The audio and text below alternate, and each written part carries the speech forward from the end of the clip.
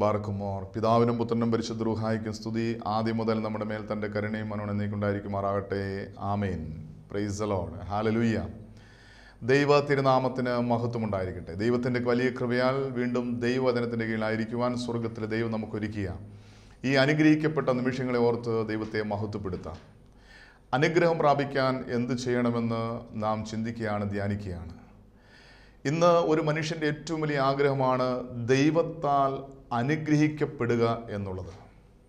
ദൈവത്തിൻ്റെ അനുഗ്രഹത്തിന് വേണ്ടി ദാഹിക്കാത്ത, ആഗ്രഹിക്കാത്ത ആരും തന്നെയില്ല. എന്നാൽ ദൈവത്തിൻ്റെ വചനം പരിശോധിക്കുമ്പോൾ ദൈവം പല സ്ഥലങ്ങളിൽ തൻ്റെ ജനത്തെ അനുഗ്രഹിക്കുന്നതിനായി, ചില വ്യക്തികളെ അനുഗ്രഹിക്കുന്നതായിട്ട് കർത്താവിൻ്റെ വചനം വ്യക്തമായിട്ട് വെളിപ്പെടുത്തുന്നുണ്ട്. കർത്താവിൻ്റെ വചനം പരിശോധിക്കുമ്പോൾ ഹഗായി പ്രവാചകന്റെ പുസ്തകം 2-ാം അധ്യായം അതിൻ്റെ 19-ാമത്തെ വാക്യം പരിശോധിക്കുമ്പോൾ ദൈവമായ കർത്താവ് അരുളി ചെയ്യുന്നു, ഇന്ന് മുതൽ ഞാൻ നിങ്ങളെ അനുഗ്രഹിക്കും. ദൈവമായ കർത്താവ് ഒരു ജനത്തെ അനുഗ്രഹിക്കാൻ ആഗ്രഹിക്കുന്നത് തൻ്റെ ജനത്തെ വെളിപ്പെടുത്തുകയാണ്. ഇന്ന് മുതൽ ഞാൻ നിങ്ങളെ അനുഗ്രഹിക്കും. വീണ്ടും സങ്കീർത്തനങ്ങളുടെ പുസ്തകം 115-ാം സങ്കീർത്തനം അതിൻ്റെ 12-ാം വാക്യം പരിശോധിക്കുമ്പോൾ അവിടെ കർത്താവിന് വചനം പറയുന്നു, യഹോവ നമ്മെ ഓർത്തിരിക്കുന്നു, അവൻ അനുഗ്രഹിക്കും എന്ന് ദൈവജനം ഏറ്റുപറയുകയാണ്. അപ്പോൾ ദൈവം അനുഗ്രഹിക്കുമെന്ന് ദൈവം വാഗ്ദത്തം ചെയ്യുന്നു. അതുകൂടാതെ ദൈവത്തിൽ പ്രത്യാശ വയ്ക്കുന്ന ജനം പറയുന്നു, ദൈവം നമ്മെ ഓർത്തിരിക്കുന്നു, അവൻ നമ്മെ അനുഗ്രഹിക്കും. ഇനി പുതിയ നിയമത്തിൽ കർത്താവിൻ്റെ വചനം പരിശോധിക്കുമ്പോൾ വിശുദ്ധ ലൂക്കോസിൻ്റെ രക്ഷാസുവിശേഷം 24-ാം അധ്യായം അതിൻ്റെ 50-ാം വാക്യം പരിശോധിക്കുമ്പോൾ, അനന്തരം അവൻ അവരെ ബഥാനിയോളം കൂട്ടിക്കൊണ്ടുപോയി കൈ ഉയർത്തി അവരെ അനുഗ്രഹിച്ചു. ദൈവം തൻ്റെ ജനത്തെ അനുഗ്രഹിക്കാൻ ആഗ്രഹിക്കുന്നു. ദൈവത്തിൽ വിശ്വസിക്കുന്ന ഒരു വിശ്വാസി, ആ വിശ്വാസം ഏറ്റവും വലിയ പ്രത്യാശയാണ്, എൻ്റെ ദൈവം എന്നെ അനുഗ്രഹിക്കും. അനുഗ്രഹത്തെക്കുറിച്ച് നാം ചിന്തിക്കുമ്പോൾ പല തരത്തിലുള്ള അനുഗ്രഹങ്ങളുണ്ട്. ഒരു മനുഷ്യന് അനുഗ്രഹം പ്രാപിക്കാൻ പല വഴികളുണ്ട്. പല മുഖാന്തരങ്ങളിലൂടെ അനുഗ്രഹം ഒരു വ്യക്തിയിലേക്ക് കടന്നു വരുന്നു. അതിനെ പരിശോധിക്കുമ്പോൾ 3 തരത്തിൽ അനുഗ്രഹിക്കപ്പെടുന്നതായിട്ട് വിശുദ്ധ ഗ്രന്ഥം നമ്മളെ പഠിപ്പിക്കുന്നുണ്ട്. ഒന്നാമത്തെ അനുഗ്രഹം വരുന്ന വഴി, മനുഷ്യരാൽ അനുഗ്രഹം നമ്മുടെ മേൽ കടന്നു വരും. മനുഷ്യരുടെ അനുഗ്രഹം മനുഷ്യരുടെ മേൽ കടന്നു വരുന്നത് വിശുദ്ധ ഗ്രന്ഥത്തിൽ നമുക്ക് കാണാൻ സാധിക്കും. അതുമാത്രമല്ല, പിശാചിൻ്റെ അനുഗ്രഹം, പിശാചിനാൽ അനുഗ്രഹിക്കപ്പെടുന്നതായിട്ട് വിശുദ്ധ ഗ്രന്ഥത്തിൽ കർത്താവിൻ്റെ വചനം വെളിപ്പെടുത്തുന്നുണ്ട്. അതുമാത്രമല്ല, ദൈവത്താൽ അനുഗ്രഹിക്കപ്പെടുന്നതായിട്ടും വിശുദ്ധ ഗ്രന്ഥത്തിൽ വെളിപ്പെടുത്തുന്നുണ്ട്. അങ്ങനെയാണെങ്കിൽ നമ്മുടെ വ്യക്തിപരമായ ജീവിതത്തിൽ നാം പ്രാപിക്കുന്ന അനുഗ്രഹങ്ങൾ എങ്ങനെയുള്ളതാണ്, ആരുടെ അനുഗ്രഹമാണ് നമ്മൾ സ്വന്തമാക്കുന്നത് എന്ന് പരിശോധിക്കുന്നത് നല്ലതാണ്. മനുഷ്യനായുള്ള അനുഗ്രഹം, മനുഷ്യന് അത് അനുഗ്രഹമാണ്. ദൈവത്തിന് അനുഗ്രഹിക്കാൻ കരങ്ങളില്ല. എന്നാൽ ദൈവം മനുഷ്യൻ്റെ കരങ്ങളിലൂടെ മനുഷ്യനെ അനുഗ്രഹിക്കുന്നതായിട്ട് വിശുദ്ധ ഗ്രന്ഥം നമുക്ക് വ്യക്തമായിട്ട് വെളിപ്പെടുന്നുണ്ട്. പഴയ നിയമം മുതൽ പരിശോധിക്കുമ്പോൾ നമുക്ക് കാണാൻ സാധിക്കും, മാതാപിതാക്കൾ മക്കളെ അനുഗ്രഹിക്കുന്നതായിട്ട് കാണാൻ സാധിക്കും. മക്കൾ അനുഗ്രഹിക്കപ്പെടാൻ വേണ്ടി മാതാപിതാക്കൾ കരങ്ങൾ ഉയർത്തി മക്കളുടെ മേൽ കരങ്ങൾ വെച്ച് അനുഗ്രഹിക്കുന്നതായിട്ട് നമുക്ക് കാണാൻ സാധിക്കും. അബ്രഹാം ഇസഹാക്കിനെ കരങ്ങൾ ഉയർത്തി അനുഗ്രഹിക്കുന്നതായിട്ട് നമുക്ക് കാണാൻ സാധിക്കും. ഇസഹാക്ക് യാക്കോബിനെ അനുഗ്രഹിക്കുന്നതായിട്ട് നമുക്ക് കാണാൻ സാധിക്കും. വീണ്ടും അതിനെ പരിശോധിക്കുമ്പോൾ മാതാപിതാക്കളുടെ അനുഗ്രഹം മക്കളുടെ ഭവനങ്ങളെ ബലവത്താക്കും എന്ന് കർത്താവിൻ്റെ വചനം വ്യക്തമായിട്ട് വെളിപ്പെടുന്നുണ്ട്. അപ്പോൾ മക്കൾക്ക് അനുഗ്രഹം ലഭിക്കാൻ മാതാപിതാക്കൾ മക്കളെ അനുഗ്രഹിക്കുന്നു. പലപ്പോഴും നമ്മൾ ചിന്തിക്കാത്ത, അല്ലെങ്കിൽ നമ്മൾ ആഗ്രഹിക്കാത്തൊരു വിഷയമാണ് മാതാപിതാക്കളുടെ അനുഗ്രഹം മക്കളുടെ മേൽ എത്രമാത്രം അനുഗ്രഹമായി വരുന്നു എന്ന്. പഴയ നിയമം പരിശോധിക്കുമ്പോഴെല്ലാം ദൈവനാമത്തിൽ മക്കളെ അനുഗ്രഹിക്കുന്ന മാതാപിതാക്കളെ കാണാൻ സാധിക്കും. ഇന്ന് നമ്മുടെ വ്യക്തിപരമായ ജീവിതത്തിൽ നാം പരിശോധിക്കുമ്പോൾ മക്കളെ അനുഗ്രഹിക്കുന്ന ഒരു സ്വഭാവമാണോ, മക്കളെ ശപിക്കുന്ന, മക്കളെ പ്രാകുന്ന, ദുഷിക്കുന്ന, അവരെക്കുറിച്ച് ഉള്ളതും ഇല്ലാത്തതും പറഞ്ഞ് അവരെ വേദനിപ്പിക്കുന്ന, മുറിവേൽപ്പിക്കുന്ന ഒരു അനുഭവമാണ് നമ്മുടെ ജീവിതത്തിൽ ഉണ്ടാകുന്നത്? മക്കളെന്ന നിലയിൽ നാം അനുഭവിച്ചിരിക്കുന്ന അനുഗ്രഹം മാതാപിതാക്കളുടെ ആശീർവാദമാണോ, അനുഗ്രഹമാണോ, അതോ അവരുടെ ശാപവും കുറ്റപ്പെടുത്തലും ഒറ്റപ്പെടുത്തലുമാണോ? ഈ സത്യം തിരിച്ചറിഞ്ഞ് മാതാപിതാക്കൾ മക്കളെ അറിഞ്ഞ് അനുഗ്രഹിക്കണം. അല്ലെങ്കിൽ മക്കൾക്ക് ലഭിക്കേണ്ട അനുഗ്രഹം അവർക്ക് നഷ്ടപ്പെടുന്നതായിട്ട് അനുഭവിക്കാൻ സാധിക്കും. മാതാപിതാക്കൾ മക്കളെ അനുഗ്രഹിക്കുമ്പോൾ എന്തുമാത്രം അവരുടെ ജീവിതത്തിലേക്ക് അനുഗ്രഹം കടന്നു വരുന്നുവെന്ന് വിശുദ്ധ ഗ്രന്ഥം വ്യക്തമായിട്ട് പഠിപ്പിക്കുന്നുണ്ട്. അങ്ങനെയാണെങ്കിൽ ദൈവസ്ഥാനത്ത് നിന്ന് മാതാപിതാക്കൾ അനുഗ്രഹിക്കുമ്പോൾ അനുഗ്രഹം ദൈവത്തിൻ്റെ അനുഗ്രഹമായിട്ട് ജീവിതത്തിലേക്ക് കടന്നു വരും. മാതാപിതാക്കളുടെ കരങ്ങൾ വഴിയാണ് ദൈവം മക്കളെ അനുഗ്രഹിക്കുന്നത്. പലപ്പോഴും ഈ സത്യം മാതാപിതാക്കൾ അറിയുന്നില്ല. ഞാൻ പലപ്പോഴും ധ്യാന കേന്ദ്രങ്ങളിൽ പല ധ്യാനങ്ങളിലും ചില മക്കളുടെ മേൽ ഉണ്ടാകുന്ന വൈകല്യങ്ങൾ മാതാപിതാക്കളുടെ കരങ്ങൾ വഴി കർത്താവ് സൗഖ്യം നൽകുന്ന ഞാൻ കണ്ടിട്ടുണ്ട്. മാതാപിതാക്കളും മക്കളുമായുള്ള ബന്ധത്തെക്കുറിച്ചൊരു ക്ലാസ് കഴിയുമ്പോൾ മാതാപിതാക്കൾ മക്കളെ അനുഗ്രഹിച്ച് പ്രാർത്ഥിക്കുന്നൊരു ശുശ്രൂഷയുണ്ട്. ആ ശുശ്രൂഷയിലൂടെ മക്കൾ മാതാപിതാക്കളുടെ മുന്നിൽ മുട്ടുകുത്തി അവരുടെ കാലിൽ കെട്ടിപ്പിടിച്ച് മാതാപിതാക്കൾക്കെതിരായ എന്തെങ്കിലും തെറ്റുകൾ ചെയ്തു പോയിട്ടുണ്ടെങ്കിൽ അവരോട് മാപ്പ് ചോദിച്ച് ക്ഷമ ചോദിച്ച് അവരുടെ അനുഗ്രഹം മേടിക്കാൻ വേണ്ടി അവരുടെ മുന്നിൽ മുട്ടുമേൽ നിൽക്കുമ്പോൾ മാതാപിതാക്കൾ അവരുടെ ശിരസിൽ കരം വെച്ച് അനുഗ്രഹിച്ച് പ്രാർത്ഥിക്കുമ്പോൾ ആ മക്കളിലുള്ള അനേക വൈകല്യങ്ങൾ അത് പെട്ടെന്ന് അപ്രത്യക്ഷമാകുന്നത് കണ്ടിട്ടുണ്ട്. ചില രോഗങ്ങൾ മരുന്ന് കഴിച്ചിട്ടും പ്രാർത്ഥിച്ചിട്ടും മാറാത്ത ചില രോഗങ്ങൾ മാതാപിതാക്കളുടെ കരങ്ങൾ വഴി അവർ കണ്ണുനീരോടെ മക്കളെ അനുഗ്രഹിച്ച് പ്രാർത്ഥിക്കുമ്പോൾ അവരുടെ മാറാ രോഗങ്ങൾ വിട്ടുമാറുന്നത് കാണാൻ സാധിച്ചിട്ടുണ്ട്. ഇന്ന് പലപ്പോഴും ഈ സത്യം തിരിച്ചറിയാൻ കഴിയാതെ മക്കൾക്ക് ലഭിക്കേണ്ട അനുഗ്രഹം ഇന്ന് നഷ്ടമാകുകയാണ്. ഒരു മാതാവോ പിതാവോ മക്കളുടെ ശിരസിൽ കരം വെച്ച് അനുഗ്രഹിച്ചാൽ അനുഗ്രഹം അവർക്ക് അത് ദൈവാനുഗ്രഹമാണെന്ന് വിശ്വസിക്കുന്ന, വിശ്വാസത്തോടെ കരം വെച്ച് പ്രാർത്ഥിച്ച് അനുഗ്രഹിക്കുന്ന ഒരു മാതാപിതാക്കളുടെ മക്കൾ മാതാപിതാക്കൾക്ക് ഒരു അനുഗ്രഹമായി മാറും. ഇന്ന് പലപ്പോഴും എൻ്റെ മക്കൾ എന്നെ അനുസരിക്കുന്നില്ല, എന്നെ വേദനിപ്പിക്കുന്നു, എന്നെ മുറിവേൽപ്പിക്കുന്നു, എന്നെ നോക്കുന്നില്ല, എന്നെ ഒരു വേസ്റ്റ് ബക്കറ്റിലേക്ക് വേസ്റ്റ് വലിച്ചെറിയുന്ന പോലെ അനാഥാലയങ്ങളിലേക്ക് വൃദ്ധസദനങ്ങളിലേക്ക് വലിച്ചെറിയുന്നു എന്ന് ആരെങ്കിലും പറയുന്നുണ്ടെങ്കിൽ അതിൻ്റെ കാരണം മാതാപിതാക്കൾ തന്നെ. ഈ മക്കൾ ഒരു അനുഗ്രഹമായി തീരാൻ, ഈ മക്കളെ ഒരു അനുഗ്രഹമാക്കി മാറ്റാൻ മാതാപിതാക്കൾക്ക് സാധിക്കുമായിരുന്നു. ആ മക്കളെ അവരുടെ ശിരസിൽ കരം വെച്ച് യേശുവിൻ്റെ നാമത്തിൽ, ദൈവനാമത്തിൽ അവരെ അനുഗ്രഹിച്ച് അവരുടെ സ്വഭാവ വൈകല്യങ്ങൾ, അവരുടെ ശാരീരികമായ വൈകല്യങ്ങൾ, മാനസികമായ വൈകല്യങ്ങൾ വിട്ടുമാറിപ്പോകാൻ വേണ്ടി യേശുവിൻ്റെ നാമത്തിൽ അവരെ അനുഗ്രഹിച്ച് അവർക്ക് വേണ്ടി പ്രാർത്ഥിക്കേണ്ട മാതാപിതാക്കൾ അവരെ നിന്ദിച്ച് പരിഹസിച്ച് അവരെ പ്രാഗി, ഉള്ള കാര്യങ്ങളാണെങ്കിൽ ഇല്ലാത്ത കാര്യങ്ങളാണെങ്കിലും മറ്റുള്ളവരുടെ മുന്നിൽ വെച്ച് അത് വെളിപ്പെടുത്തുമ്പോൾ അവർക്കുണ്ടാകുന്ന മാനസികമായ വേദനകൾ, അസ്വസ്ഥതകളെല്ലാം വൈകല്യങ്ങൾക്ക് കാരണമായി തീരുകയാണ്. പലപ്പോഴും അനുഗ്രഹിക്കുന്ന മാതാപിതാക്കളുടെ മക്കൾ മാതാപിതാക്കൾക്ക് ഒരു അനുഗ്രഹമായി മാറും.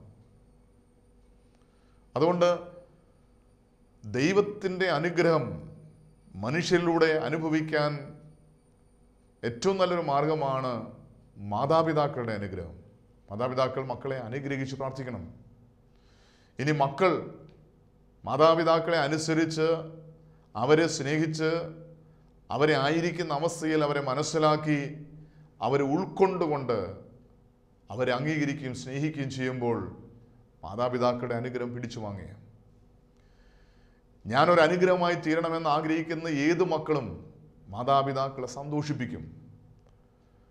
നമുക്കറിയാം, യാക്കോബ് അനുഗ്രഹം അവകാശമാക്കാൻ ഒരു സാധ്യതയുമില്ല, ഒരു യോഗ്യതയുമില്ല. കാരണം ജ്യേഷ്ഠനാണ് അവകാശം, അനുഗ്രഹത്തിൻ്റെ അവകാശം പ്രാപിക്കേണ്ട വ്യക്തി. അവൻ ചെയ്തത് തെറ്റാണ്, അവൻ ജ്യേഷ്ഠാവകാശം അപ്പൻ്റെ അനുഗ്രഹത്തിലൂടെ അവൻ സ്വന്തമാക്കി. അവൻ കൗശലപൂർവമാണ് ചെയ്തതെങ്കിലും അപ്പൻ്റെ അനുഗ്രഹം സ്വന്തമാക്കി. അവൻ തെറ്റാണ് ചെയ്തതെങ്കിലും അപ്പൻ്റെ അനുഗ്രഹം അവകാശമാക്കി. അപ്പോൾ ഒരു മക്കൾ അപ്പനെ പ്രസാദിപ്പിച്ച്, അമ്മയെ പ്രസാദിപ്പിച്ച്, അവരെ സ്നേഹിച്ച്, ആദരിച്ച്, ബഹുമാനിച്ച്, അവരിൽ നിന്ന് അനുഗ്രഹം പ്രാപിക്കേണ്ടതിന് പകരം അവരെ കുറ്റപ്പെടുത്തി, അവരെ നിന്ദിച്ച്, പരിഹസിച്ച്, അവരെക്കുറിച്ച് ഇല്ലാത്ത കാര്യങ്ങൾ പറഞ്ഞുണ്ടാക്കി അവരുടെ കണ്ണുനീര് നിലത്ത് വീഴാൻ കാരണമായിട്ടുണ്ടെങ്കിൽ, മാതാപിതാക്കൾ ശപിക്കുകയോ പ്രാകുകയോ ഒന്നും വേണ്ട, അവരുടെ കണ്ണുനീര് നിലത്ത് വീണാൽ ആ കണ്ണുനീര് അനുഗ്രഹത്തിന് പകരം ശാപമായി മാറുകയാണ്. അതുകൊണ്ട് മക്കൾ മാതാപിതാക്കളുടെ മുന്നിൽ എളിമയോടെ അവിടെ മുന്നിൽ മുട്ടുകുത്തി എന്തെങ്കിലും തെറ്റുകൾ ചെയ്തു പോയിട്ടുണ്ടെങ്കിൽ മാപ്പ് ചോദിച്ച് ദൈവത്തിൻ്റെ അനുഗ്രഹം പ്രാപിക്കുന്നുവെങ്കിൽ അത് നിത്യമായ തലമുറയ്ക്ക് അനുഗ്രഹമായ ഒരനുഗ്രഹമായി തീരും. പലപ്പോഴും ഈ സത്യം തിരിച്ചറിയാതെ അനുഗ്രഹത്തിന് പകരം ശാപം നിറഞ്ഞൊരു ജീവിതം നയിക്കുന്ന പല മക്കളെയും നമ്മുടെ കൺമുന്നിൽ കാണാൻ സാധിക്കും. നാം തിരുത്തപ്പെടണം. മാതാപിതാക്കളുടെ അനുഗ്രഹത്തിന് വിലയുണ്ട്.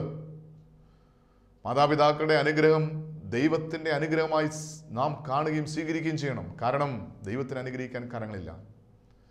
എൻ്റെ സൃഷ്ടികർമ്മത്തിൽ പങ്കാളിയാകാൻ ദൈവം തിരഞ്ഞെടുത്ത എൻ്റെ മാതാപിതാക്കളെ ആണെങ്കിൽ, ഈ ഭൂമിയിൽ ജനിക്കാൻ വേണ്ടി ദൈവം തിരഞ്ഞെടുത്ത എൻ്റെ മാതാപിതാക്കളെ ആണെങ്കിൽ, ഈ മാതാപിതാക്കളിലൂടെയാണ് എനിക്ക് ആവശ്യമായിരിക്കുന്ന ആഹാരം, എനിക്ക് ആവശ്യമായിരിക്കുന്ന വസ്ത്രം, എനിക്ക് ആവശ്യമായിരിക്കുന്ന വിദ്യാഭ്യാസം, എനിക്ക് ആവശ്യമായിരിക്കുന്ന വിവാഹം, എനിക്ക് ആവശ്യമായിരിക്കുന്ന ജീവിതാന്തസ്, ഇതെല്ലാം എൻ്റെ മാതാപിതാക്കളിലൂടെയാണ് ദൈവം എനിക്ക് നൽകുന്നതെങ്കിൽ എനിക്ക് ആവശ്യമായിരിക്കുന്ന അനുഗ്രഹങ്ങളും ദൈവം നൽകുന്നത് മാതാപിതാക്കളിലൂടെയാണ്.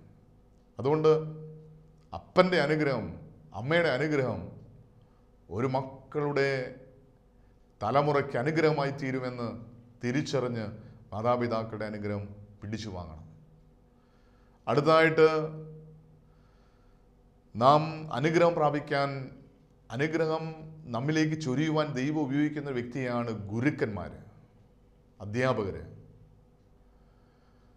അധ്യാപകരെ സ്നേഹിക്കുകയും അനുസരിക്കുകയും ആദരിക്കുകയും ചെയ്യുമ്പോൾ, ബഹുമാനിക്കുകയും ചെയ്യുമ്പോൾ അവരിൽ നിന്ന് നമ്മിലേക്ക് അനുഗ്രഹങ്ങൾ ഒഴുകിക്കൊണ്ടിരിക്കും.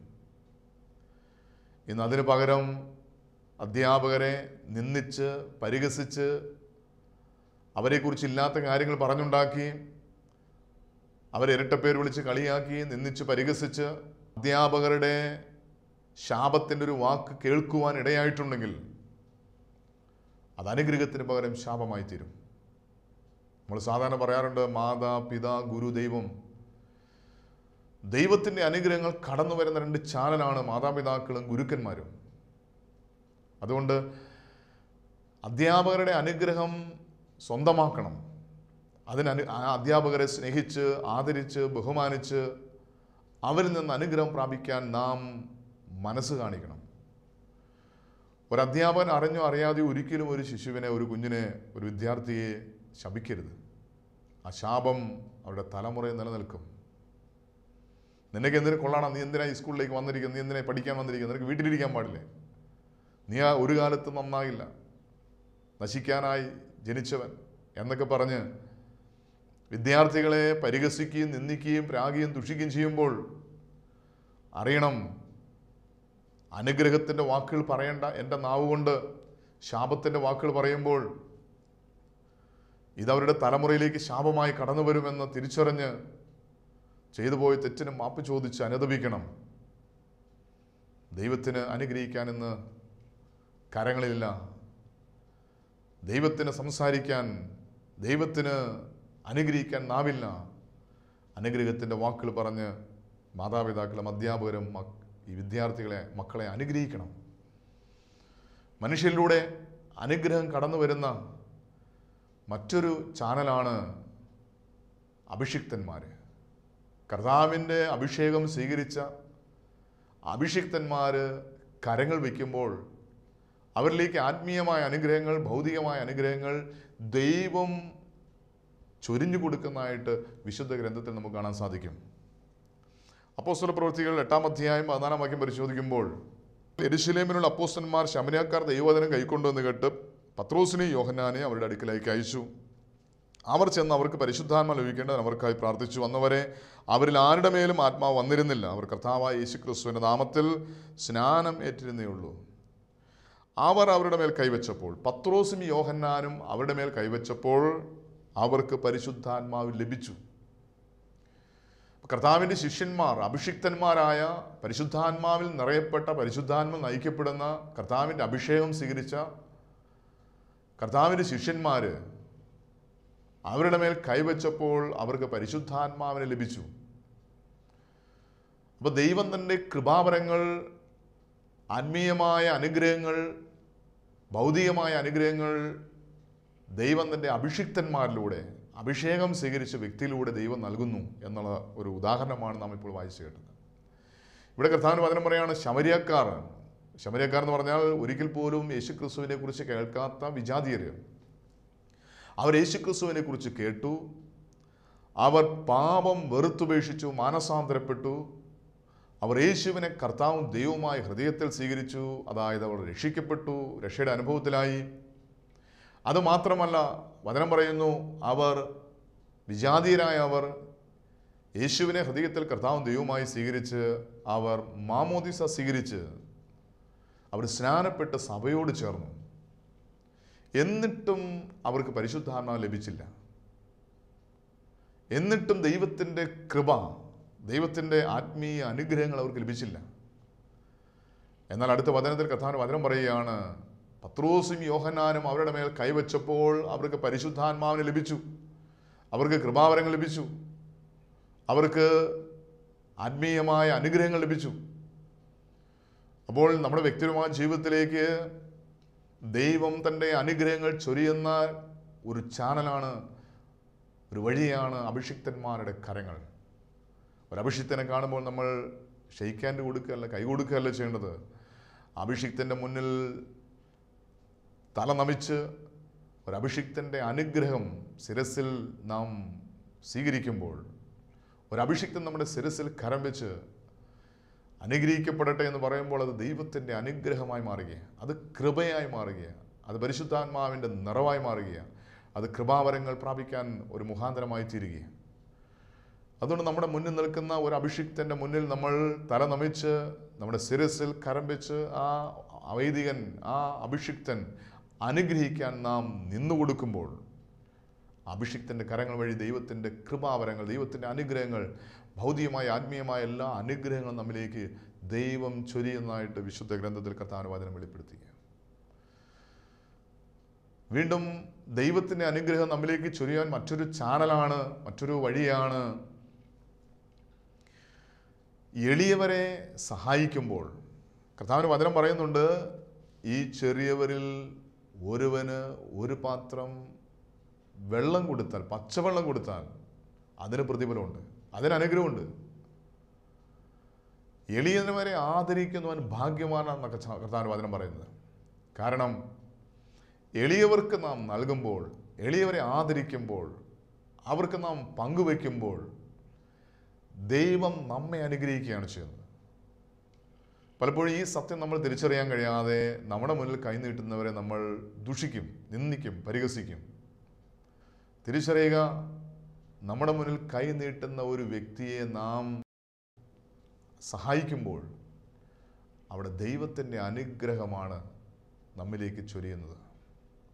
നമ്മെ അനുഗ്രഹിക്കാൻ വേണ്ടി ദൈവം ഒരുക്കിയിരിക്കുന്ന വ്യക്തികളാണ്. ദൈവത്തിൻ്റെ അനുഗ്രഹം നമ്മിലേക്ക് ഒഴുകുന്ന ഒരു ചാനലാണ് എളിയവരെ ആദരിക്കുക. എളിയവരെ യേശുവിൻ്റെ നാമത്തിൽ ഈ ചെറിയവൻ ഒരുവന് ഒരു പാത്രം വെള്ളം കൊടുത്താൽ അവിടെ അതിന് പ്രതിഫലമുണ്ട്.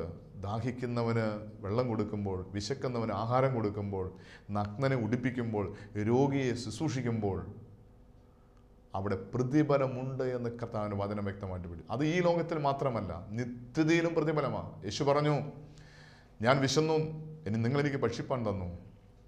ഞാൻ ദാഹിച്ചു, നിങ്ങളെനിക്ക് കുടിപ്പാൻ തന്നു. ഞാൻ നഗ്നരായിരുന്നു, നിങ്ങളെന്നെ ഉടുപ്പിച്ചു. ഞാൻ രോഗിയായിരുന്നു, നിങ്ങളെന്നെ വന്ന് കണ്ടു ശുശ്രൂഷിച്ചു. അപ്പോൾ ചോദിക്കേണ്ട, ഗുരു ഞങ്ങൾ എപ്പോഴാണ് നിനക്ക് ഭക്ഷിപ്പാൻ തന്നത്? ഞങ്ങൾ എപ്പോഴാണ് നിനക്ക് കുടിപ്പാൻ തന്നത്? അപ്പോൾ യേശു പറയുകയാണ്, ഈ ചെറിയവരിൽ ഒരുവന് നിങ്ങൾ ചെയ്യുന്നത് എനിക്കാണ് ചെയ്യുന്നത്. എൻ്റെ പിതാവിനാൽ അനുഗ്രഹിക്കപ്പെട്ടവരെ എന്ന് വിളിച്ച് നമ്മെ കർത്താവിൻ്റെ രാജ്യത്തിൽ അംഗമാക്കി, നിത്യതയിൽ സ്വർഗരാജ്യത്തിൽ അംഗമാക്കി മാറ്റാൻ കഴിയുന്ന നിത്യമായ പ്രതിഫലമാണ് ആ ഒരു പ്രവൃത്തിയിലൂടെ ദൈവം നമുക്ക് നൽകുന്നത്. ഭൂമിയിൽ മാത്രമല്ല, സ്വർഗത്തിലും നമുക്ക് പ്രതിഫലം ലഭിക്കുന്ന നിമിഷങ്ങളാണ്, അനുഗ്രഹം ലഭിക്കുന്ന നിമിഷങ്ങളാണ് എളിയവരെ, മറ്റൊരു വ്യക്തിയുടെ സഹായം കൂടാതെ ജീവിക്കാൻ നിവൃത്തിയില്ലാത്ത വ്യക്തികളെ ആദരിക്കുകയും ബഹുമാനിക്കുകയും ശുശ്രൂഷിക്കുകയും ചെയ്യുമ്പോൾ നാം വിതയ്ക്കുന്നത് നാം കൊയ്യുമെന്ന് കർത്താവിൻ്റെ വചനം പറയുക. നിങ്ങൾ വിധിക്കുന്ന വിധിയാൽ വിധിക്കപ്പെടും, നിങ്ങൾ അളക്കുന്ന അലളയാൽ നിങ്ങൾ കളന്നു കിട്ടും, നിങ്ങൾ വിതയ്ക്കുന്നതന്നെ നിങ്ങൾ കൊയ്യും. അങ്ങനെയാണെങ്കിൽ കർത്താവിൻ്റെ വചനം പറയുന്നുണ്ട്, ദരിദ്രന്മാർക്ക് വാരി വിതറുക.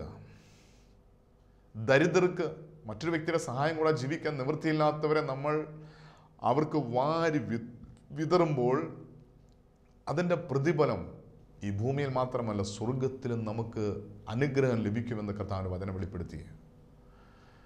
അങ്ങനെയാണെങ്കിൽ ദൈവത്തിൻ്റെ അനുഗ്രഹം നമ്മിലേക്ക് വരുന്ന ചാനലാണ് മനുഷ്യരാലുള്ള അനുഗ്രഹം.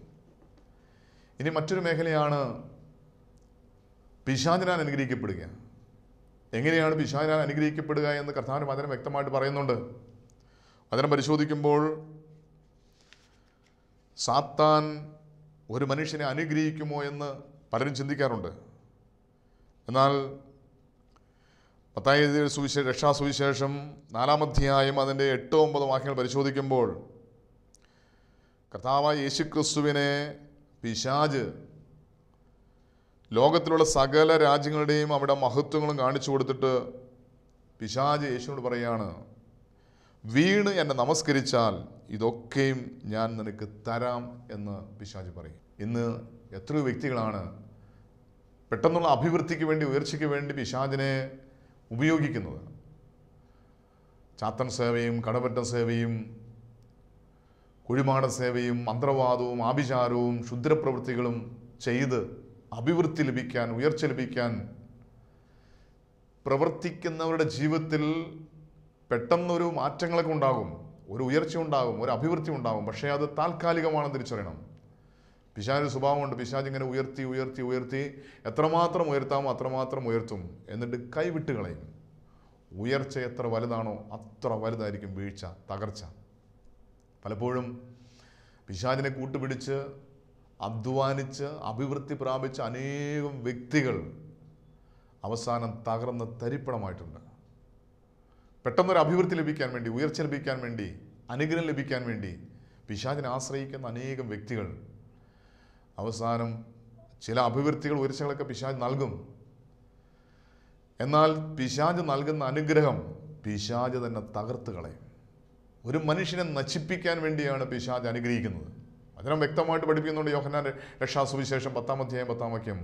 കള്ളൻ വരുന്നത് അറുപ്പാനും മുട്ടിപ്പാനും നശിപ്പിക്കുവാനുമാണ്. പിശാച് ഒരു വ്യക്തിയുടെ ഹൃദയത്തിലേക്ക്, ജീവിതത്തിലേക്ക് കടന്നു വരുന്നത് അവനെ നശിപ്പിക്കുക എന്നുള്ള ലക്ഷ്യമാണ്. അതുകൊണ്ട് പിശാച് അനുഗ്രഹിക്കും. പിശാചിനെ ആരാധിച്ചാൽ, നമസ്കരിച്ചാൽ, കുമ്പിട്ടാൽ, അവനെ സേവിച്ചാൽ അവൻ അനുഗ്രഹിക്കും. പിശാചിൻ്റെ അനുഗ്രഹങ്ങൾ നൈമിഷികമാണ്, നീർക്കുമിളകൾ പോലെയാണ്, നിലനിൽക്കാത്ത അനുഗ്രഹങ്ങളാണ്. പിശാച് നൽകുന്ന അനുഗ്രഹങ്ങൾ പിശാച് തന്നെ നശിപ്പിച്ചു. നമ്മെ നശിപ്പിക്കാൻ വേണ്ടി പിശാച് നമുക്ക് നൽകുന്ന അനുഗ്രഹങ്ങൾ അത് നിലനിൽക്കില്ല എന്ന് തിരിച്ചറിഞ്ഞ് ദൈവത്തിൽ ആശ്രയിക്കണം. എന്നാൽ ദൈവത്തിൽ ആശ്രയിക്കുന്നവർക്ക് നിത്യമായ അനുഗ്രഹം ഉണ്ട്. ഈ സത്യം നമ്മൾ തിരിച്ചറിയണം. സദൃശ്യവാക്യങ്ങൾ 10-ാം അധ്യായം 22-ാം വാക്യത്തിൽ കർത്താവിന്റെ വചനം പറയുന്നു, യഹോവയുടെ അനുഗ്രഹത്താൽ സമ്പത്തുണ്ടാകും, അധ്വാനത്താൽ അതിനോടൊന്നും കൂടുകയില്ല. ദൈവം നൽകുന്ന അനുഗ്രഹം അത് ഒരിക്കൽ പോലും ഒരു മനുഷ്യന് അധ്വാനിച്ചുണ്ടാക്കാൻ കഴിയുന്ന അനുഗ്രഹങ്ങളല്ല. ഒരു മനുഷ്യൻ എത്രമാത്രം അധ്വാനിച്ച് സമ്പാദിച്ചാലും അനുഗ്രഹങ്ങൾ പ്രാപിച്ചാലും അതിനേക്കാളെല്ലാം വലിയ അനുഗ്രഹമാണ് ദൈവം നൽകുന്ന അനുഗ്രഹം. അതായത് നിത്യമായ അനുഗ്രഹമാണ്, ശാശ്വതമായ അനുഗ്രഹമാണ്, നിലനിൽക്കുന്ന അനുഗ്രഹമാണ് ദൈവം നൽകുന്ന അനുഗ്രഹങ്ങൾ. പലപ്പോഴും നമ്മുടെ ജീവിതത്തിൽ നമ്മുടെ അനുഗ്രഹങ്ങൾ നിലനിൽക്കുന്നുണ്ടോ എന്ന് പരിശോധിക്കുക. ഒരു കടബാധ മാറിക്കഴിയുമ്പോൾ അടുത്ത കടബാധ, അത് മാറിക്കഴിയുമ്പോൾ അടുത്ത കടബാധ, ഒരു രോഗം മാറിക്കഴിയുമ്പോൾ അടുത്ത രോഗം, ഒരു പ്രശ്നം മാറിക്കഴിയുമ്പോൾ അടുത്ത പ്രശ്നം. എന്താണ് ഇതിന് കാരണം? ഇന്ന് പലപ്പോഴും നാം നമ്മുടെ ബുദ്ധി കൊണ്ട് കഴിവുകൊണ്ട് നേടുന്നതൊക്കെ ഒരുപക്ഷെ ചില സമയം കഴിയുമ്പോൾ അത് നീർക്കുമിള പോലെ നമ്മിൽ നിന്ന് മാറിപ്പോകാം. ഒരനുഗ്രഹം കിട്ടിക്കഴിഞ്ഞാൽ അത് മാറിക്കഴിയുമ്പോൾ വീണ്ടും ദാരിദ്ര്യവും ദുഃഖവും വേദനയും കണ്ണുനീരും രോഗവും നമ്മളെ വേട്ടയാടുകയാണ്. എന്നാൽ ദൈവം നൽകുന്ന സമാധാനം, ദൈവം നൽകുന്ന അനുഗ്രഹം നിത്യമായ സമാധാനം, നിത്യമായ അനുഗ്രഹമാണെന്ന് ദൈവത്തിൻ്റെ വചനം വ്യക്തമായിട്ട് വെളിപ്പെടുത്തുകയാണ്. അതുകൊണ്ട് സ്വർഗത്തിൽ ദൈവം നമ്മോട് പറയുകയാണ്, ഇന്നു മുതൽ ഞാൻ നിങ്ങളെ അനുഗ്രഹിക്കും. കർത്താവായ യേശു ക്രിസ്തു തൻ്റെ ശിഷ്യന്മാരെ ബെഥാനിയിലേക്ക് കൂട്ടിക്കൊണ്ടുപോയി 2 കരങ്ങളും ഉയർത്തി അവരെ അനുഗ്രഹിച്ചുവെങ്കിൽ ഇന്നും സ്വർഗത്തിലെ ദൈവം നമ്മെ വ്യക്തിപരമായി അനുഗ്രഹിക്കാൻ ആഗ്രഹിക്കുന്നു. അതുകൊണ്ട് ദൈവത്തിൻ്റെ അനുഗ്രഹം നിലനിൽക്കുന്നതാണ്, ശാശ്വതമാണ്, സമാധാനം നൽകുന്നതാണ്, നിത്യതയുള്ളതാണെന്ന് ആ വലിയ ബോധ്യത്തോടെ ദൈവകരങ്ങളിലേക്ക് നമ്മെ സമ്പൂർണ്ണമായി സമർപ്പിച്ചുകൊണ്ട് അനുഗ്രഹിക്കുന്നവനായ ദൈവത്തെ, അനുഗ്രഹത്തിൻ്റെ അധിപതിയായ, അനുഗ്രഹത്തിൻ്റെ ഉറവിടമായ, അനുഗ്രഹം തന്നെയായ കർത്താവായ യേശു ക്രിസ്തുവിനെ നമ്മുടെ കർത്താവും ദൈവമായി നമ്മുടെ ഹൃദയത്തിൽ സ്വീകരിച്ചുകൊണ്ട് അവനാണ് അനുഗ്രഹം, അവൻ അനുഗ്രഹത്തിൻ്റെ ഉറവിടമാണ്, അവൻ അനുഗ്രഹം തന്നെയാണ്, അനുഗ്രഹത്തിൻ്റെ ഉടയവനായ, അനുഗ്രഹത്തിൻ്റെ അധിപതിയായ, അനുഗ്രഹം തന്നെയായ ആ കർത്താവായ യേശു ക്രിസ്തുവിനെ നമ്മുടെ കർത്താവും ദൈവമായി നമ്മുടെ ഹൃദയത്തിൽ സ്വീകരിച്ചുകൊണ്ട് നിത്യമായ ഒരനുഗ്രഹം നമ്മുടെ ജീവിതത്തിൽ പ്രാപിക്കുവാൻ തക്കവണ്ണം നമുക്ക് നമ്മെ തന്നെ സമർപ്പിക്കാം. നമുക്ക് പ്രാർത്ഥിക്കാം. ബാറക്കുമോർ, ഞങ്ങൾ അത്യധികമായി സ്നേഹിക്കുന്ന ഞങ്ങളുടെ സ്വർഗീയ പിതാവാം നല്ല ദൈവമേ, അനുഗ്രഹത്തിൻ്റെ അധിപതിയായ, അനുഗ്രഹത്തിൻ്റെ ഉറവിടമായ, അനുഗ്രഹം തന്നെയായ കർത്താവായ യേശുവേ, അവിടെ ഞങ്ങളുടെ കർത്താവായ ദൈവമായി ഞങ്ങളുടെ ഹൃദയത്തിലേക്ക് എഴുന്നള്ളി വന്ന് ഞങ്ങളെ അനുഗ്രഹിക്കുമാറാണെന്ന് ഞങ്ങൾ നിന്നോട് പ്രാർത്ഥിക്കുന്നു. ഈ വചനം കേൾക്കുന്ന എല്ലാവരും യേശുവിൻ്റെ നാമത്തിൽ ഒരു അനുഗ്രഹമായി മാറട്ടെ. ഇത്രയും നാളും ഏതെങ്കിലും തിന്മയുടെ ആധിപത്യത്തിലൂടെ ഏതെങ്കിലും അനുഗ്രഹങ്ങൾ പ്രാപിച്ചിട്ടുണ്ടെങ്കിൽ അതെല്ലാം യേശുവിൻ്റെ നാമത്തിൽ ഏറ്റുപറഞ്ഞ് കർത്താവായ യേശുക്രിസ്തു മുഖാന്തരം പാപമോചനം പ്രാപിച്ച് അനുഗ്രഹം പ്രാപിക്കുവാൻ അവിടെ നീ വചന മുഖാന്തരം സഹായിക്കണം. ഈ വചനം കേൾക്കുന്ന എല്ലാവരും വ്യക്തിപരമായി അനുഗ്രഹിക്കണം. പരിശുദ്ധി അമ്മേ, ദൈവമാതാവേ, ഞങ്ങൾക്ക് വേണ്ടി പ്രാർത്ഥിക്കണമേ. സകല ശുദ്ധിമാന്മാരെ, ശുദ്ധിമതികളെ ഞങ്ങൾക്ക് വേണ്ടി പ്രാർത്ഥിക്കണമേ. എല്ലാം ഞങ്ങൾക്ക് വേണ്ടി ക്രൂശിൽ മരിച്ച് മരണത്തെ ജയിച്ച് ഉയർത്തെഴുന്നേറ്റ് ഇന്നും ജീവിക്കുന്ന ഞങ്ങളുടെ കർത്താവ്, ഞങ്ങളുടെ ദൈവമായ യേശുവിൻ്റെ അതിപരിശുദ്ധമായ നാമത്തിൽ തന്നെ ആമേൻ.